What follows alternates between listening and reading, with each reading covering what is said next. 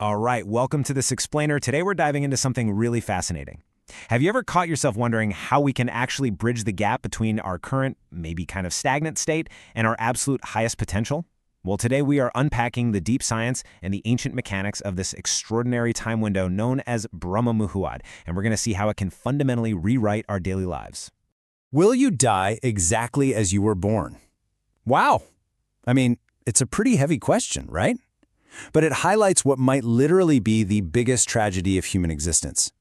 Imagine going through your entire life, experiencing decades of time, only to end up with the exact same consciousness, the same default habits, and the same unchanged thoughts you started with. It's a sobering thought, for sure. To figure out how to avoid that fate, we've got a clear roadmap today. We'll start with the human dilemma, then decode what Brahma Muhurat actually is, look into the science of awakening, compare our lower and higher selves, and finally, lay out your transformation blueprint. So, Part 1. The Human Dilemma. Stagnation versus Transformation. Most of us are just kind of living these completely average, unchanged lives. Why? Well, because nobody's standing over us with a stick forcing us to improve, you know? There's no one knocking on our doors demanding we reach our potential. So we get comfortable. And that leads to the greatest conflict in life, failing to transform yourself before you die. Failing to elevate our consciousness is just a massive wasted opportunity. We aren't here just to exist on autopilot. Which brings us to Part 2, Decoding Brahma Muhurat, the window of opportunity. Now, the word Brahma itself actually translates to pure consciousness. It's really about your capacity to deeply perceive, to truly feel, and to understand something right down at its core. We aren't just talking about, having your eyes physically open.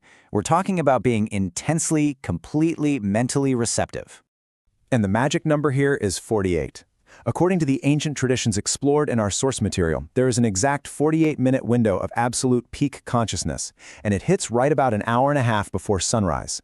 It's known as the ultimate time for self-realization because your mind is naturally incredibly calm. But why that specific pre-dawn window? Well, during those precise 48 minutes, it's said we actually receive 10 times more cosmic energy from the universe than during the rest of the day. Because your mind isn't cluttered yet with the day's stress, whatever intention you set then just penetrates to the absolute deepest levels of your being. Let's look at Part 3, the science of awakening, spirit meets neuroscience. This is where it gets really cool, because the alignment here is just brilliant. The ancient spiritual concept of receiving all this extra cosmic energy, it actually correlates perfectly with the very real scientific fact of having high melatonin levels after a night of sleep.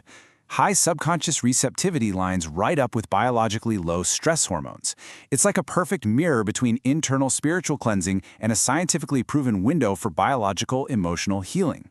Let's zoom in on the brain state for a second. We're talking about the theta and alpha states. This is where your intuitive power is practically supercharged and your subconscious is wide open to visualization. When you wake up during Brahma Muhurat, your brain is already naturally resting in this exact state.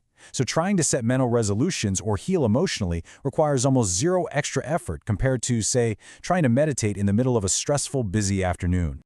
Now, you might be thinking, hey, I don't really need this. I'm a pretty relaxed person. But as our source material points out, there is no one in this world who doesn't have stress. Even if you aren't actively aware of it and it's just quietly running in the background, lowering your mental capacity, we all have it.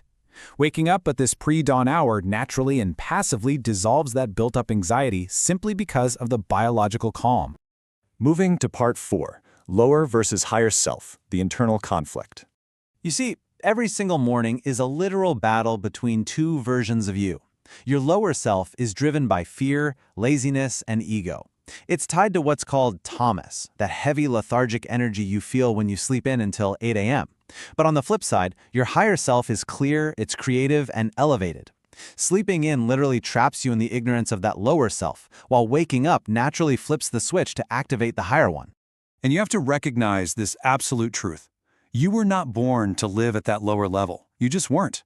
You're not here to just scrape by in a state of stagnant survival, dragging yourself out of bed after hitting snooze 3 times.